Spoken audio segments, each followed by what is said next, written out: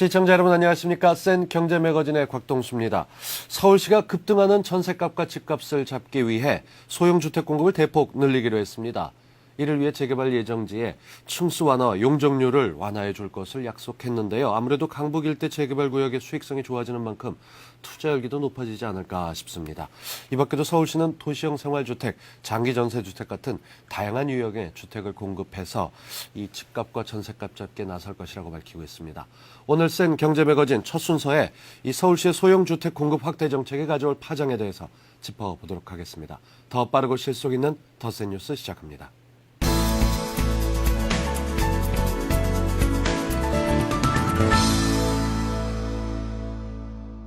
네, 전셋값이 하루가 다르게 급등하자 서울시가 대책을 서둘러 내놨습니다.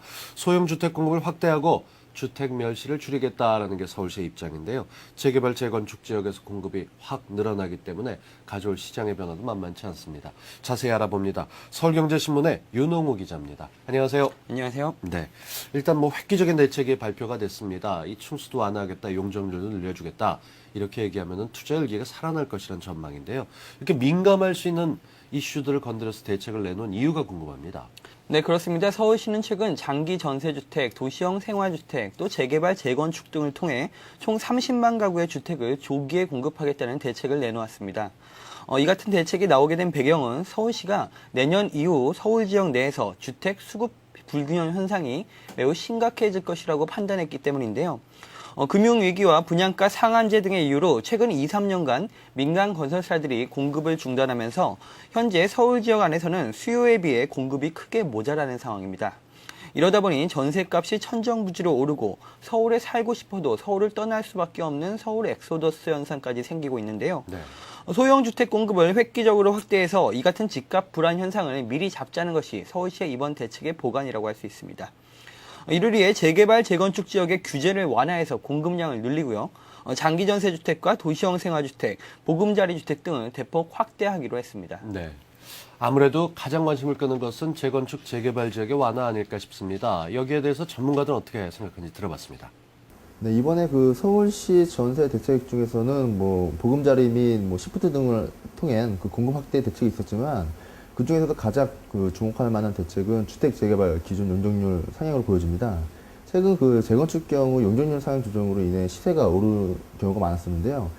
재개발만큼 역시 그 용적률 상향 조정에 따라서 시세가 상향 조정될 가능성이 있기 때문입니다. 지금 현재 강북에서는 곳곳에서 재개발이 추진되고 있습니다. 이에 따라서 이 용적률 상향 조정이라는 것은 사업성을 좋게 한다는 의미입니다. 이 밖에 또 재개발 지역의 이주 수요를 분산하기 때문에 앞으로 전세난을 타개할 그 방안 중에 하나로 눈여겨보고 있습니다. 네, 이 전문가들도 역시 전세난을 타개할 방안으로 이 부분에 대해서 관심을 참 많이 갖고 있는데 구체적으로 그러면 어떻게 완화가 되는 겁니까? 네, 일단 재개발을 살펴보면요. 서울 재개발구역 내 기준 용적률이 20%포인트만큼 일괄적으로 상향 조정될 예정입니다. 현행 서울시의 도시 및 주거 환경 기본계획상 재개발 지역의 기준 용적률은 용도 지역에 따라 170%에서 210%까지 일괄적으로 정해져 있는데요. 이를 20%포인트만큼 높여준다는 것입니다. 용적률이 높아진다는 것은 결국 재개발 지역에서 더 많은 주택을 지을 수 있다는 것을 의미합니다. 시는 대신 이 같은 용적률 중과분을 전용 면적 60제곱미터 이하 소형 주택으로만 짓도록 하고 시민들의 주택을 획기적으로 늘릴 계획입니다. 용적률 상향으로 세대수가 늘어나면 자연스럽게 장기 전세주택과 같은 임대주택도 증가하게 된다는 것이죠. 현재 재개발 지역에서는 재개발된 가구 수의 약 17%를 임대주택으로 짓도록 하고 있습니다. 서울시는 이번 대책에 따라 재개발 지역에서 약 1만 2천 가구의 추가 주택이 나올 것으로 예상하고 있습니다. 네. 서울시의 해석대로 볼 수도 있습니다만 이렇게 늘어나는 용적률을 모두 다 소형주택을 짓더라도 이게 전부 다 임대주택으로 회수되는 건 아니지 않습니까? 이렇게 되면 재개발하는 쪽에서는 확실히 사업 수익성이 좋아지겠군요. 네, 그렇습니다. 서울시가 소형 아파트 공급을 늘리기 위해 재개발 구역의 기준 용적률을 20%포인트 상향하는 방향을 추진하면서 재개발 조합의 수익성이 한층 좋아질 것으로 전망되고 있습니다. 특히 청가구 규모로 아파트를 재개발할 경우 조합원당 최고 3천만 원 안팎의 이익까지 나오지 않겠느냐 이런 분석도 나오고 있는데요. 예를 들어 조합원이 600명인 재개발 지역에서 청가구 규모로 재개발을 할 경우 용적률 20%포인트가 상향 조정되면 조합원당 2,800만 원의 이익이 나오는 것으로 분석되고 있습니다. 이 때문에 전문가들은 이처럼 재개발 조합의 수익성이 좋아질 경우 강북 재개발 지역의 수익성이 개선된과 함께 또 시세가 올라가지 않겠느냐 이런 전망을 내놓고 있는데요. 금융위기 이후 한동안 가격 상승세가 주춤했던 강북 재개발 지역에 다시 투자 열기가 몰아칠 수 있을지 관심이 모아지고 있습니다. 네. 재개발 쪽 이야기 살펴봤고요. 이번엔 재건축 얘기를 좀 해보죠. 아무래도 이 규제 완화를 통하다 보면 공급 물량이 좀 재건축에서도 많이 늘어나는 겁니까? 네, 그렇습니다. 이번 서울시의 대책을 보면 현재 2종 주거지역이 많은 재건축 지역들이 대부분 3종 주거지역으로 종상향이 이루어질 예정입니다. 현행 2종 일반 주거지역은 7층 이하와 12층 이하로 높이 제한이 있는데요. 3종 일반 주거지역으로 용도지역이 올라가면 이 같은 충수 제한이 사라지게 됩니다. 네. 아울러 상한 용적률도 현행 250%에서 300%까지 늘어나기 때문에 용적률도 추가적으로 늘어날 수 있게 됩니다. 이렇게 되면 재건축 지역에서 조합원을 위한 아파트가 아닌 일반 분양 물량이 많이 늘어나기 때문에 분명히 수익성이 개선되는 효과가 생길 것으로 보입니다. 네. 뭐 재건축도 그렇고 재개발도 그렇고 수익성이 좋아지는 건 분명해 보입니다. 그렇다 그러면 이게 수익성이 좋은 만큼 투자 수요도 몰리게 될 것이고 이렇게 되면 가격도 오르지 않겠습니까? 여기에 대해서는 어떻게들 보고 있습니까? 네, 현재 강남 재건축 아파트를 제외하고는 대부분의 재개발 재건축 지역들이 지난 금융위기 이후 크게 가격이 오르는 상태는 아닙니다. 이번 서울시의 대책에 따라 수익성이 개선된 만큼 앞으로는 가격이 조금 더 오르지 않겠느냐 그런 분석이 나오고 있는데요. 이번 대책으로 재개발 재건축이 분명 활성화될 것은 분명하지만 가격이 너무 오를 경우 나중에 일반 분양가도 높아지기 때문에 서울시 전체적으로 집값이 올라가는 부작용이 생길 수도 있습니다. 네, 최근 강남권 재건축 아파트가 높은 시세 상승을 보였는데요. 여러 이유가 있었겠지만 그중 용적률 완화에 따른 수익률 향상이 큰 영향을 준 것으로 보여집니다. 다들 아시다시피 서울 평당 집값은 매우 높은 수준인데요. 용적률이 크게 완화됨에 따라 추가로 공급할 수 있는 아파트가 늘어나기 때문에 조합원 수익률은 예전에 비해 훨씬 좋아질 것으로 보여집니다. 이러한 조합원 수익률이 상승하게 되면 이에 따른 지분 가격도 상승하게 되는데요. 따라서 이러한 용적률 완화가 크게 완화된다면은 재개발 아파트 시세도 어느 정도 상승될 전망으로 보여집니다. 네, 층수 완화, 용적률 완화에 가려서 재건축, 재개발이 워낙 큰 수익이 기대되기 때문에 관심들이 높습니다만 이것 말고도 정책이 많습니다. 장기 전세 주택이나 보금자리 주택 같은 쪽, 이 주택 확대 방안도 담겨져 있는 게 맞죠? 네, 그렇습니다. 서울시는 당초 2018년까지 11만 2천 가구의 장기 전세주택을 공급하기로 했었는데요. 이번 대책을 통해 여기에다 2만 가구를 더 늘리기로 했습니다. 특히 이 가운데 11,680가구는 내년까지 조기에 공급해서 서민들의 심리적 불안감을 조금 해소시켜주겠다는 방침입니다. 장기 전세 주택이란 주변 시세의 80% 수준에서 전세금만 내고 최장 20년까지 거주할 수 있는 주택을 말하는데요. 사실상 내 집 마련을 하는 것과 같은 효과를 누릴 수 있는 만큼 앞으로 서울시의 장기 전세 주택이 어디서 어떻게 공급될지 눈여겨보는 것도 중요할 것 같습니다. 네. 재건축, 재개발 규제가 완화되고 장기 전세 주택이라든가 이런 보금자리 주택에 관련된 얘기까지 나오다 보면 이 주택 시장이 활성화될 것이 불보듯 뻔해 보입니다. 문제는 실수요자 입장에서 내 집 마련하려고 하면 혼란스러울 수밖에 없을 것 같은데 어떻게 하면 좋을지 좀 가이드를 해주시죠. 네, 일단 앞으로 4, 5년간은 장기적인 계획으로 내 집 마련을 하거나 여윳돈으로 재테크를 하시는 분들한테는 재개발, 재건축 투자가 좋은 방법이 될 것은 분명해 보입니다. 이번 대책으로 수익성이 분명히 좋아지는 효과가 있기 때문입니다. 재개발, 재건축은 앞으로도 서울 지역에서 당분간 유망한 투자 상품으로 떠오를 예정입니다. 당장 1, 2년 내에 집을 마련해야 하는 무주택자라면 청약시장에서 정부의 보금자리 주택이나 서울시의 장기 전세주택을 노려보는 것이 좋을 것 같습니다. 서울시는 장기 전세주택을 내년까지 1만 가구가 넘게 공급할 예정인데요. 이 장기 전세주택은 전세값 상승에 대한 불안도 덜하고 거주의 안정성을 보장해주는 만큼 충분한 청약 가치는 있습니다. 네. 층수 제한과 용적률 완화, 재건축, 재개발 시장의 거대한 변화에 바람이 불고 있습니다. 여기에 여러 가지 정책으로 전셋값과 집값을 안정시키겠다는 서울시의 의지도 보입니다만 실수요자분들이라면 꼼꼼히 잘 챙겨서 내게 맞는 선택을 하셔야겠습니다. 서울경제신문의 윤홍우 기자와 함께했습니다. 고맙습니다. 감사합니다. 우리 경제에 반짝이는 흐름이 보이는 시간 재테크 플러스입니다. 올해가 인터넷이 등장한 지 40년, 우리나라의 초고속 인터넷 서비스를 포함한 초창기부터 인터넷이 공급된 지 15년째가 됩니다. 그 사이 참 많은 게 변하긴 했습니다만 가장 눈에 띄는 게 있다면 전업주부들의 인터넷 참여가 활발하게 일어나고 있다. 이거 아닐까 싶습니다. 단순한 기사 검색하고 인터넷 쇼핑하는 걸 뛰어넘어서 요즘은 정보 공유의 장으로도 활동하고 있다고 하는데요. 간단한 옷장 정리법, 옷 깨는 방법부터 가족들 건강 챙기는 비법까지 생활 속 아이디어가 무궁무진하다고 합니다. 오늘 재테크 플러스 사이버 공간에서 맹활약 중인 주부 블로거들을 만나봅니다.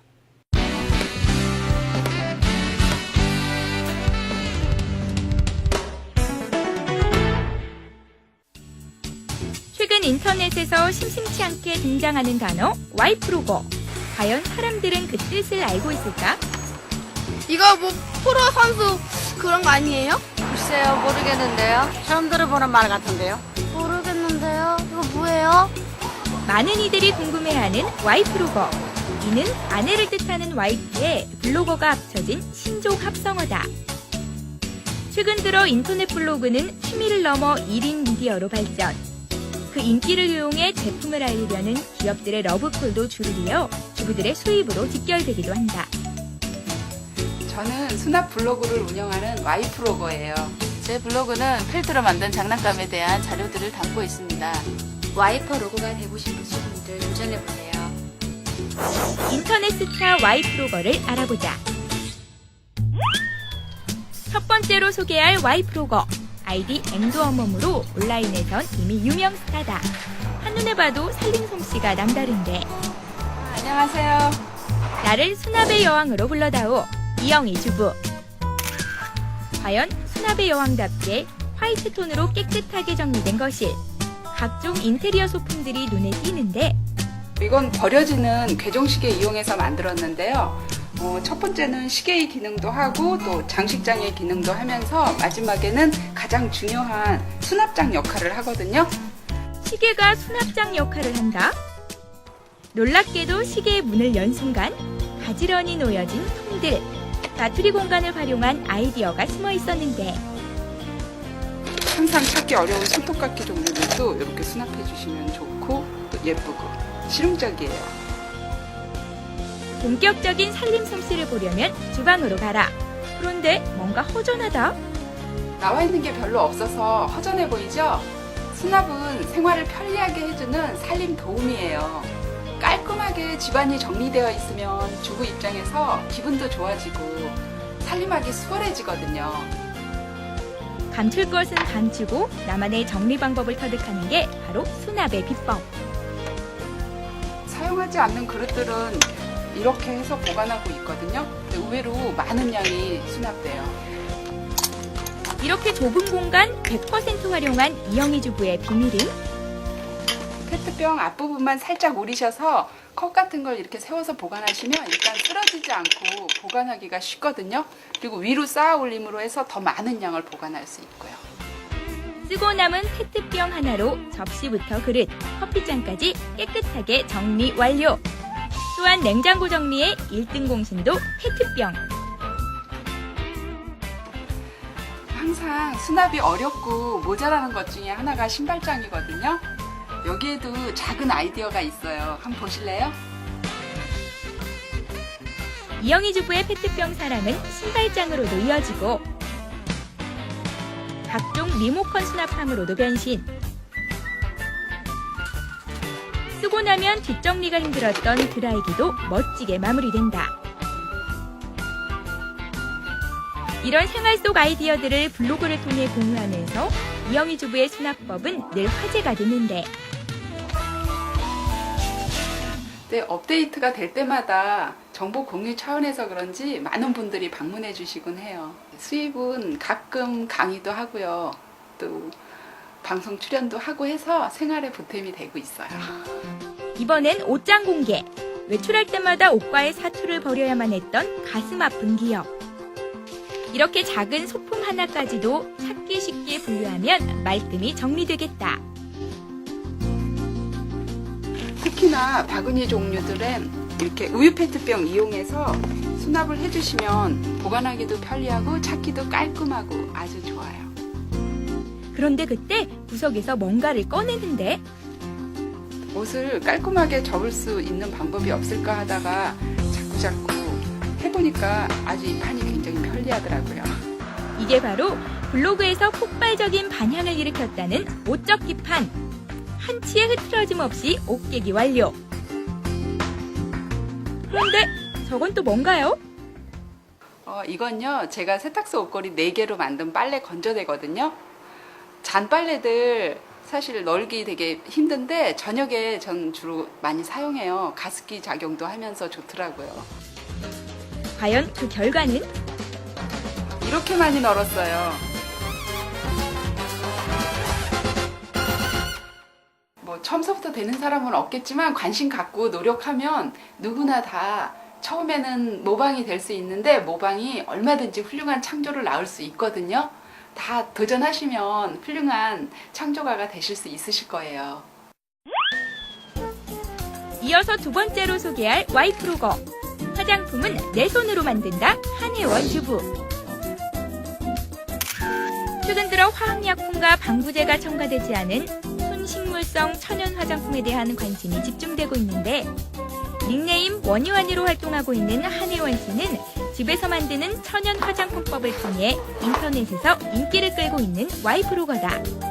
비누에서부터 각종 화장품까지 못 만드는 게 없다.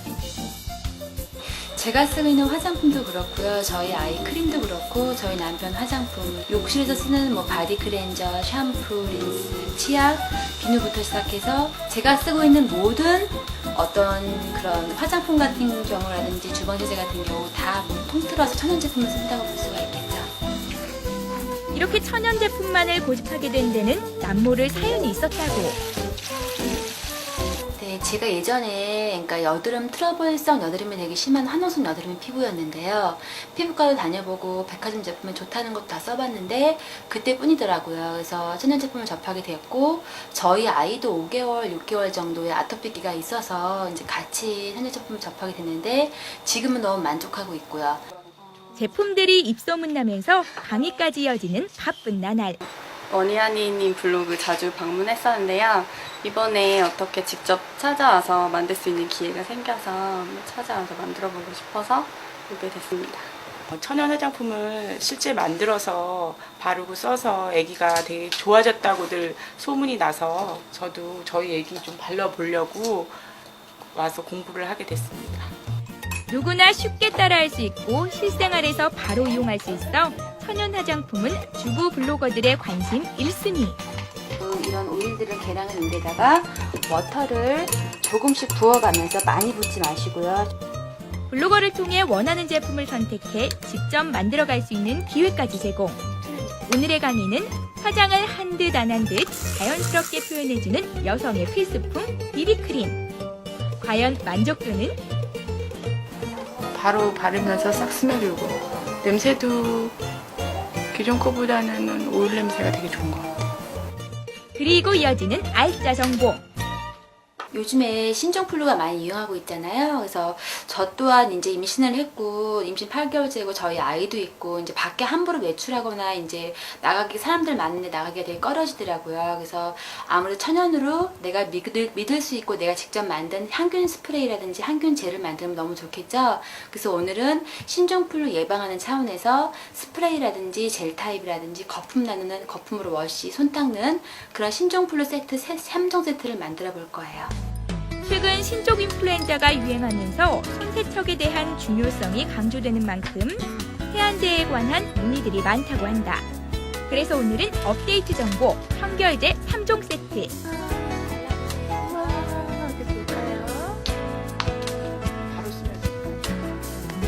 훨씬 순하고 보습력도 좋고 향기도 좋고 그래서 더 좋은 시중에 파는 제품보다 훨씬 좋은 것 같았습니다.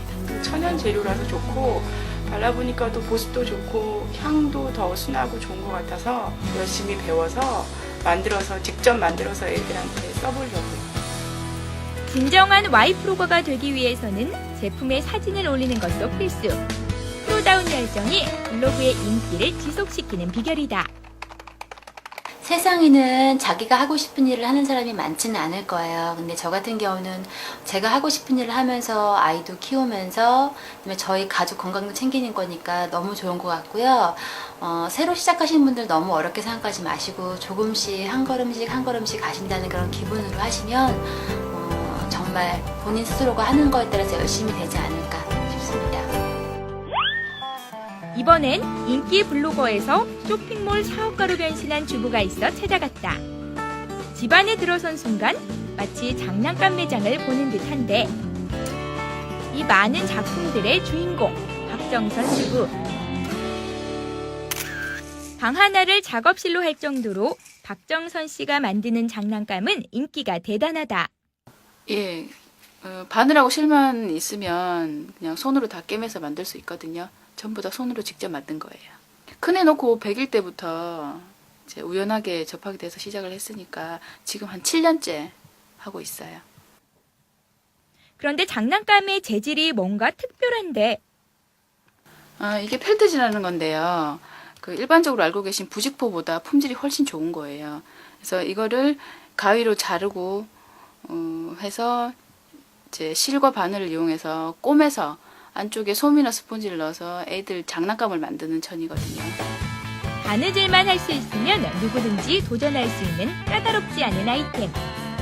블로그에 소개된 도안을 이용하면 집에서도 쉽게 따라 만들 수 있다. 평범한 장난감도 7년간의 아이디어가 쌓이면서 나날이 업그레이드. 취미로 시작한 일이 오늘날까지 왔다고.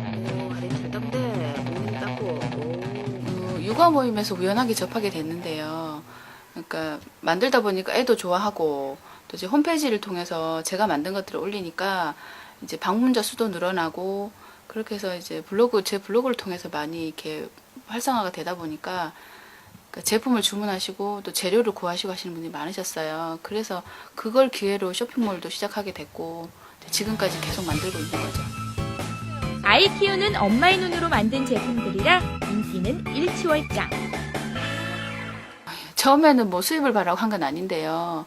그러니까 이게 자꾸 매출이 늘어나다 보니까 처음에는 이제 부업이라 생각하고 시작을 했는데 지금은 거의 사업처럼 돼서 일반 뭐 회사 다니시는 분들보다는 좀 더 많아요. 사업가로의 변신뿐 아니라 그녀는 책까지 출간한 인기 작가다. 한 3, 4년 정도 이제 작업을 하다 보니까 작품도 많이 쌓이고 그 펠트를 시작하시고 싶은 초보분들 문의가 너무너무 많더라고요. 근데 제 몸은 하나고 해서 다 알려드릴 방법이 뭐 없을까 해서 서적을 출간하게 됐어요. 와이프로거, 이제 멀게만 느낄 필요 없다. 취미가 있고 그 취미를 즐길 수 있는 주부라면 누구든지 와이프로거가 되기에 충분하다는 사실. 본인이 좋아하는 거를 먼저 찾아보세요. 본인이 좋아하고 잘할 수 있는 거를 남들과 공유할 수 있다면은 훌륭한 와이프로거가 아닌가 싶거든요. 처음부터 너무 사업적인 목적을 띄고 시작하시는 것보다는 취미적으로 접근해서 그걸 사업화 시키는 게 훨씬 더 좋지 않을까 싶습니다. 도전하는 여성은 아름답다. 자신의 장점을 살려 세상에 우뚝 선 와이프로거. 앞으로도 인터넷을 뜨겁게 달굴 그녀들의 멋진 행보를 지켜보자.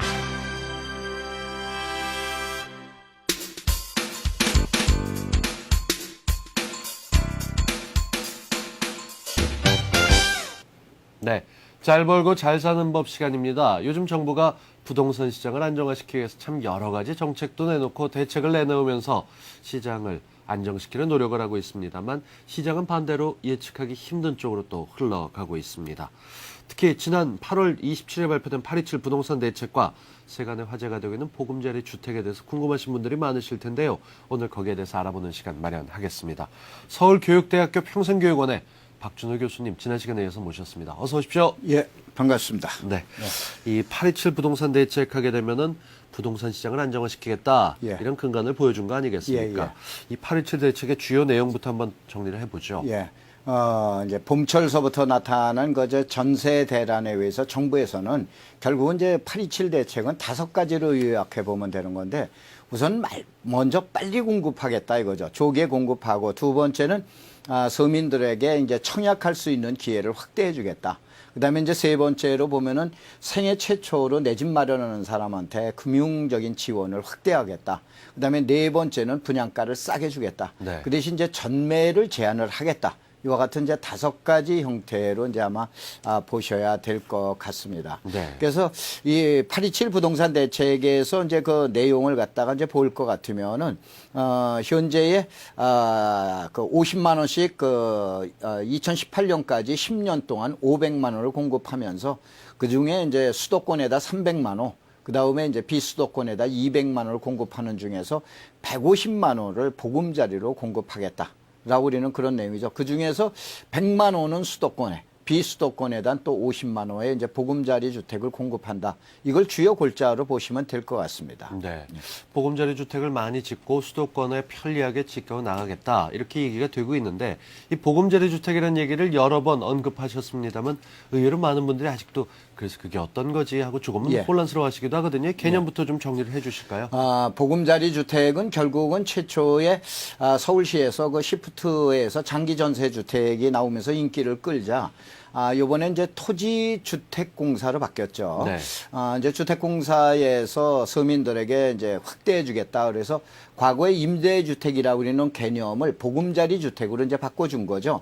그러니까 이제 보금자리 주택으로 바꿔주면서 결론은 이제 뭐냐면은, 싸게 공급해 주는 대신 과거 같은 임대에서 이제는 임대 말고도 전세와 함께 일반 분양하는 주택으로 가겠다라고 그런 내용인데 이번에 또 그 반응이 더 좋아지기 때문에 결국은 그린벨트에서 공급하는 세대만 하지는 아니하겠다. 네. 그린벨트 이외에 결국은 이제 토지주택공사이다 보니까는 이제 과거에 토지공사에서 택지 개발을 하는 이와 같은 공공택지에서도 더 공급을 하겠다.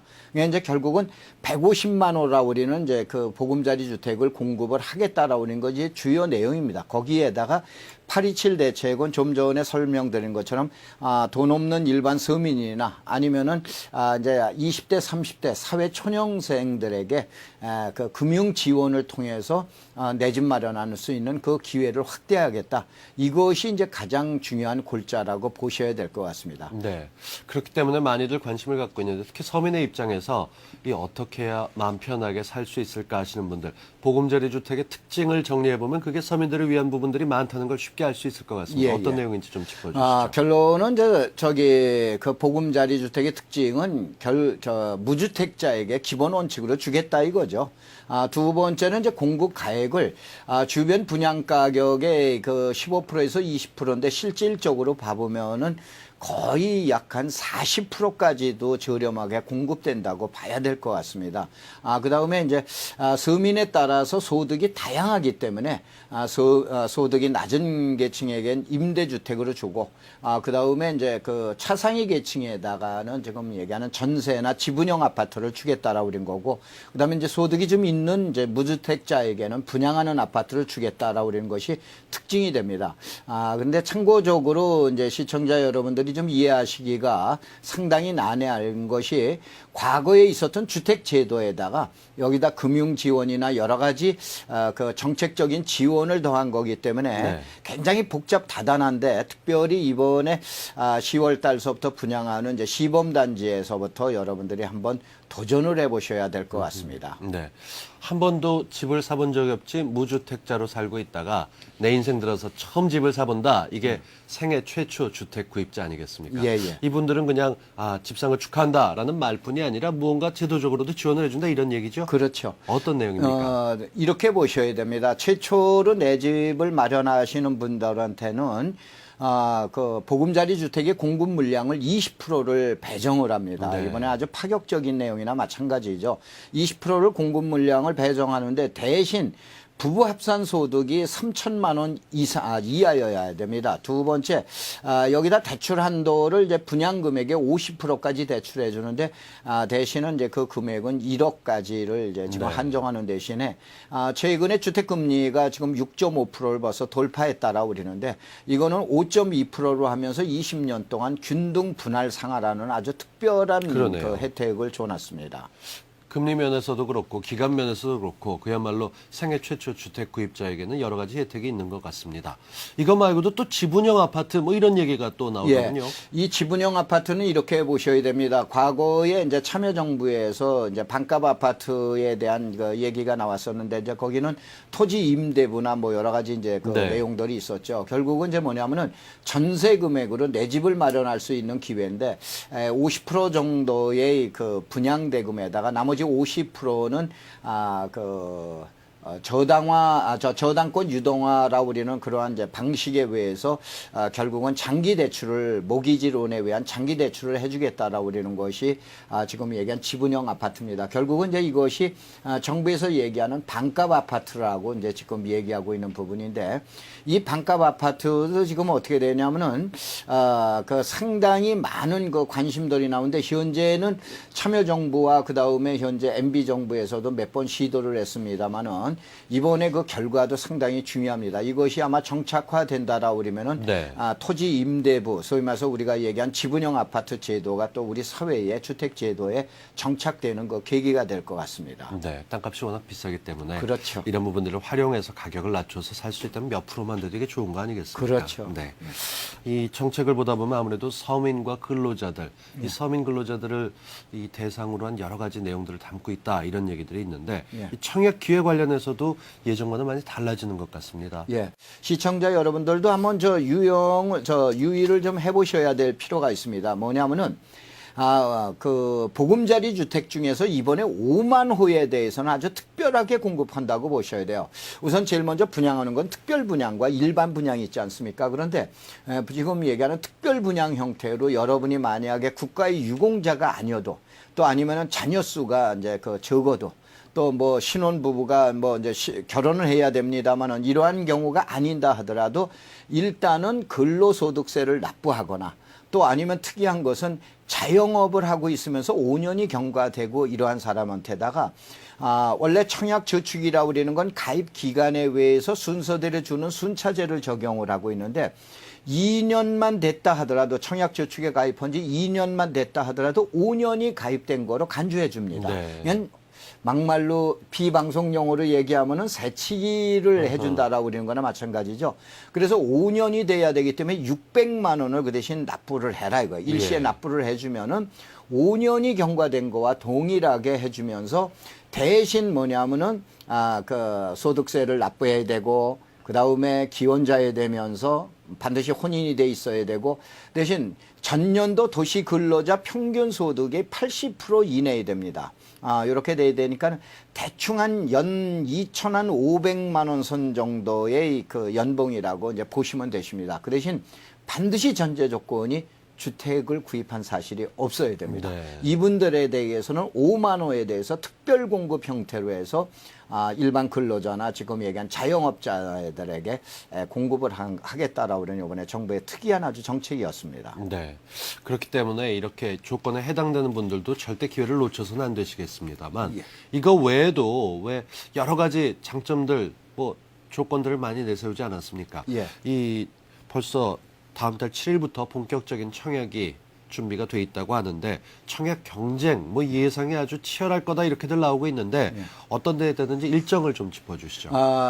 이렇게 보셔야 될 것 같습니다. 현재 이제 정부에서는 2012년도까지 원래는 12만 호를 이제 저소득 계층에다가 공급해주겠다라고 그러다 이번에 827 대책의 중요한 부분이 12만 호에서 32만 호를 2012년까지 다량 공급하겠다라고 그러는 건데 너무 조급하게 서두르실 거가 없을 것 같습니다. 요번에 10월 7일서부터 이제 특별 분양에 대한 이제 접수가 들어가는데 요거가 이제 지금 얘기하는 여러분이 그 어디에다가 신도시를 만들면 시범단지라는 게 시범 아파트라는 게 있습니다. 근데 이번이 바로 뭐냐면은 보금자리 주택에 대한 시범 아파트, 시범 청약이라고 보셔야 됩니다. 예. 그렇기 때문에 현재 2,400세대를 이제 세곡과 우면지구에서 이제 특별하게 이제 먼저 공급을 하게 되는데 이것이 이제 시중 가격의 뭐 지금 40%다 50%다라고 그러기 때문에 많은 관심들을 갖고 있는데 연말까지 추가로 공급할 뿐만 아니라 아까 얘기한 대로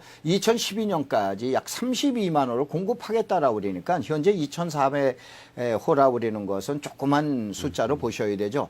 요 내용을 가지고 여러분이 이번에 자격이 되시는 분은 10월 7일 날서부터 일단은 그 특별 분양에 해당되시는 분들은 공고해서 보셔야 됩니다. 그래서 10월 7일 날서부터 9일 날까지는 제가 CG를 보고 좀 설명을 드리겠습니다만 네. 국가유공자 등 기관 추천 특별 공급분으로 해서 사전 예약 물량의 15%를 일단은 청약을 받습니다. 그 다음에 12일서부터 14일까지는 청약 배점이 55점에서 85점인데 시청자 여러분들이 청약 배점이 뭔가라고 이렇게 생각을 하실 텐데 청약 예금과 부금에 가입하신 분들은 이걸 가점제라고 해서 84점이 만점입니다. 네. 그런데 이 청약 배점이라고 그러는 건 이제 청약 저축, 소위 말해서 무주택 서민들이 갖고 있는 것 중에서 100점을 만점으로 하는데 이 100점 만점에서 자녀 수가 많으면 최고 50점까지 주고 그다음에 세대수 구성이 10점, 무주택 기간이 20점, 그다음에 시도 거주 기간이 20점인데 이 점수를 합한 100점에서 지금 얘기한 대로 55점에서 85점 이상인 세 자녀를 갖고 계신 그 자녀 대상으로 한 주택 그 세대주에게 특별 공급을 5%로 공급하겠다는 내용입니다. 그다음에 네. 15일서부터는 3자녀 이상에 대해서 우선 공급을 하고 그다음에 노부모 부양 우선 공급분을 10%를 또 청약을 해주고 그다음에 20일서부터 22일까지는 생애 최초 주택 구입자 특별 공급분 아까 얘기한 20% 부분과 신혼 부부에 대한 특별 공급분 이것이 이제 15%로 배정되어 있는데 이것을 1, 2순위 청약이 가게 됩니다. 이 특별 분양에 대한 공급이 끝나고 나면은 청약 저축자에게 일반 분양분이 들어가게 됩니다. 그래서 나중에 이제 또 설명을 추후에 드리겠습니다만은 현재 이거에 해당되시는 분은 이번에 결국은 10월 10일 날 모의 청약 제도가 있습니다. 요것이 이제 플러스 주택공사 사이트에 들어가시면은 그 모의 사전 청약 제도라는 것이 있습니다. 그래서 여기를 한번 여러분이 방문하시면은 사전 청약이 모의 청약이 가능할 거로 보고 있습니다. 네. 이 당황하지 마시고요. 미리 한번 테스트해 볼 수 있는 사이트가 있으니까 들어가서 확인을 해 보시기 바랍니다. 이렇게 특별 공급, 우선 공급분이 끝나고 나면 그 다음에 일반 공급분이 진행이 되는 거죠? 예. 그 일정도 좀 알려주세요. 일정은 이제 지금 일반 공급분에 대해서는 10월 26일 날서부터 나오는데 1순위자 5년 이상 무주택자이다 1,200만 원인데 혹시 청약 저축에 가입하신 분들 잘 아시지만 청약 저축이라는 건 한 달에 10만 원을 갖다 불입할 수 있기 때문에 1,200만 원이라는 건 간단하게 얘기하면은 10년이라고 보셔야 됩니다. 그래서 600만 원 그러면 5년을 벌다 네. 이렇게 이제 보시면 되십니다. 그래서 이제 5년 이상 무주택자에게 이제 1,200만 원 결국은 10년 이상 그 납입한 사람들이 이제 1순위가 되고 그 이제 순위별로 이제 27일서부터 30일까지 2, 3순위까지 나와 있는데 이번 같은 경우에는 시범 단지 또 시범 청약 시범 보금자리 주택에 대한 청약이기 때문에 대부분 이제 부동산 전문가들이 예측하기는 특별 공급분에서 거의 지금 일반 공급분으로 가면은 1순위에서 10년 이상 지금 얘기한 무주택자에게 돌아가지 않은가 이렇게 생각하는데 이렇게 되면은 여러분들이 이제의 만약에 청약 가입한 지 2, 3년뿐이 안 됐다라고 그러면은 아까 얘기하는 근로자나 자영업자에 대한 특별 공급분으로 신청을 해보든가 또 아니면 신혼주택인 경우에는 신혼주택에 대한 공급분 지금 얘기하는 5% 공급분으로 한번 신청을 해보든가 그래서 특별 공급분도 한번 여러분이 한번 네. 염두에 하실 필요가 있습니다. 네. 이 보금자리 주택이 이렇게 종류도 많고 특별, 일반, 거기에 뭐 여러 가지 우선 공급 이런 얘기 나오다 보면은 잘 모르시는 분들은 어떻게 하라는 거가 우왕좌왕할 수밖에 없습니다. 예. 좀 현명하게 청약 전략을 세워주실까요? 예, 아주 쉽게 여러분이 이해를 하셔야 됩니다. 우선 제일 먼저 사전 청약 제도를 여러분이 활용을 하셔야 됩니다. 그래서 이제 사전 청약 제도에서 내가 자세하게는 모르지만 이거에 해당될 것 같다라고 그러면은 최근에 이제 그 주택공사의 사이트에서 이제 문호나 또 전화 상담을 해주고 있기 때문에 여러분들이 활용을 하시고 그래서 사전 청약 제도에 해당되시는 분은 일단 사전 청약 제도에서 1, 2, 3순위까지 여러분이 신청이 가능하기 때문에 한번 신청을 해봐 보시고 네. 여기에 해당되면서 만약에 내가 꼭 이번에 받아야 되겠다라고 그러는 분은 내가 또 특별 공급분에 지금 얘기하는 포함되지 아니하는가. 대부분들이 요걸 갖다 모르고 계신데 아까 얘기했던 그 배점제라든가 뭐 이런 걸 갖다 감안을 하셔서 지금 얘기하는 특별 공급분으로 여러분이 승부수를 던지셔야 됩니다. 그다음에 여기에 대부분들이 사실은 해당되지 아니합니다. 네. 해당되지 아니하면은 이번에 조급한 마음을 가지시지 마시고 아까 얘기한 대로 약 32만 호를 이제 보금자리 주택을 앞으로 3년 동안 안에 공급하겠다라고 그랬으니까는 이 안에서 금년 연말에도 지금 한 대여섯 곳 정도를 지금 얘기하는 추가로 지금 그린벨트 내에서 보금자리에 대한 그 단지를 조성하겠다, 정부에서 발표하겠다라고 그랬으니까는 앞으로 그 3, 4년 동안, 2012년 동안까지 지속적으로 공급되는 부분에 대해서 관심을 두시게 되면은 아마 충분히 여러분한테 돌아갈 자리가 있을 것 같습니다. 특별히 이 보금자리 주택 같은 경우에는 그 주택을 갖고 있는 그 지금 얘기한 유주택자나 아니면 소득이 높은 대상을 하는 것이 아니고 서민을 위한 대책이기 때문에 이번 기회가 어쩌면은 여러분한테는 마지막으로 주택을 마련할 수 있는 좋은 기회이기 때문에 현재 청약 저축을 계속 갖고 있는 사람들이라든가 또 아니면은 조그마한 주택을 여러분이 매입할 수 있는 기회가 있다라 그러면 다시 한 번만 이번 기회를 생각을 하셔서 지금 얘기하는 32만 호 공급에 적은 물량 아닙니다. 32만 호 공급에 여러분이 충분히 대상에 들어갈 수 있기 때문에 한번 차분하게 지금 얘기한 분양 전략을 수립하시기 바랍니다. 네. 그럼에도 불구하고 쇠고기나 우면이 워낙 좋다고 소문이 나다 보니까 관심이 가서 그쪽에 대해서도 관심 많이 갖고 계실 텐데 그렇습니다. 이 827 부동산 대책과 보금자리 주택에 대해서 오늘 알려드렸습니다. 이 교수님 다음 시간에 어떤 내용 해주시겠습니까? 다음 시간에는 최근에 아마 수도권 뭐 지금 별내지구나 또 아니면 한강 신도시나 아니면 하늘도시 모두에서 분양 대전이 지금 일어나고 있는데 사실은 보금자리 주택처럼 폭발적인 지금 관심을 갖고 계시는데 지금 다음에는 신규 분양과 그 미분양의 그 수도권의 분양 내용을 가지고 한번 분석해 보겠습니다. 알겠습니다. 지금까지 서울교대 평생교육원의 박준호 교수님과 이야기 나눴습니다. 고맙습니다. 예, 감사합니다.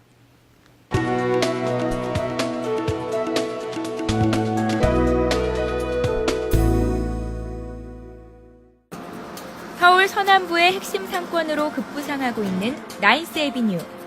올 2월 오픈한 대형 아울렛 백화점으로 주변의 구로 애경백화점과 CGV를 브릿지로 연결해 거대 패밀리 엔터테인먼트몰로 인기몰이 중에 있습니다.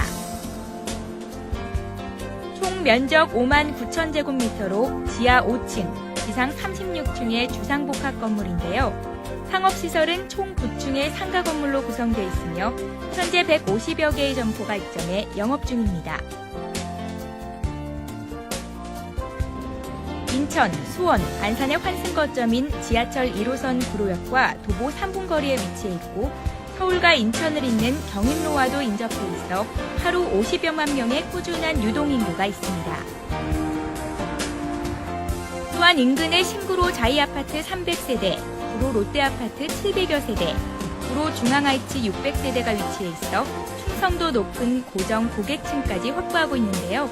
무엇보다 향후 상권이 기대되는 이유 알아보겠습니다. 네, 구로역은 인천과 수원, 안산의 환승 거점인 서남부 관문 역세권으로 오락가 소비가 발달하기 좋은 황금 상권으로서 개발이 기대되는 곳이고 또 인근에는 젊은 층이 많이 거주하는 지역입니다. 그리고 2011년에는 국내 첫 돔구장인 고척동 야구장이 들어설 예정이기 때문에 관광객과 야구 팬들이 몰리는 지역 랜드마크가 될 예정입니다. 지역 랜드마크로서의 역할을 하기 위해 내부 구성 또한 차별화시켰는데요. 지상 1층과 2층은 패션 아울렛 매장, 그리고 3층은 웨딩홀, 4층은 전문 식당가가 위치해 있으며 지하 1층은 국내 최초 한류 테마관이 입점 확정됐습니다. 저희 나인스 애비뉴의 한류 테마관에는 외국인 전용샵과 명품관, 한류 드라마 홍보관, 스타 기념품 매장들을 갖추고 많은 연예인들이 직접 운영에 참여를 하고 있습니다. 또한 한류 최고의 스타인 이병헌 씨와 최준 씨의 매장이 운영되고 있어 현재도 많은 관광객들이 찾아오고 있습니다. 이 밖에 한류 드라마 홍보관과 기념품 매장, 스타와 드라마 포토관 등 한류 열풍과 관련된 갖가지 문화활동과 체험들을 나인스 애비뉴 안에서 전부 가능할 수 있게 꾸며놓아 한류 메카로서의 역할도 할 예정입니다. GS건설에서 책임 준공한 나인스 애비뉴.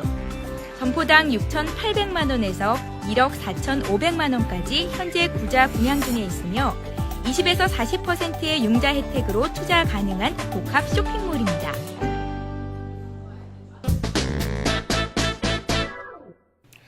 지갑은 여전히 얇은데 추석이 코앞입니다. 명절 다가올 때는 걱정되시는 분들 많으실 텐데 이번엔 물가까지 걱정이 큽니다. 이 환율 상승이라는 악재도 겹쳤습니다마는 정부가 추석 물가를 특별 관리하기 위해서 기간도 일주일 더 잡고 21개 품목을 특별 관리하겠다 이렇게 밝혔습니다. 하지만 의도대로 잘 되지 않는 게 추석 물가 아니겠습니까? 무엇보다 물가 급등에 브레이크를 걸 수 있는 현명한 대책을 제대로 내놔서 이 서민들이 명절 맞아 집에 갈 때 지갑 걱정하는 일 좀 덜어주셨으면 하는 바람입니다. 자, 센 경제 매거진 오늘 여기서 인사드리겠습니다. 저는 다음 시간에 뵙겠습니다. 고맙습니다.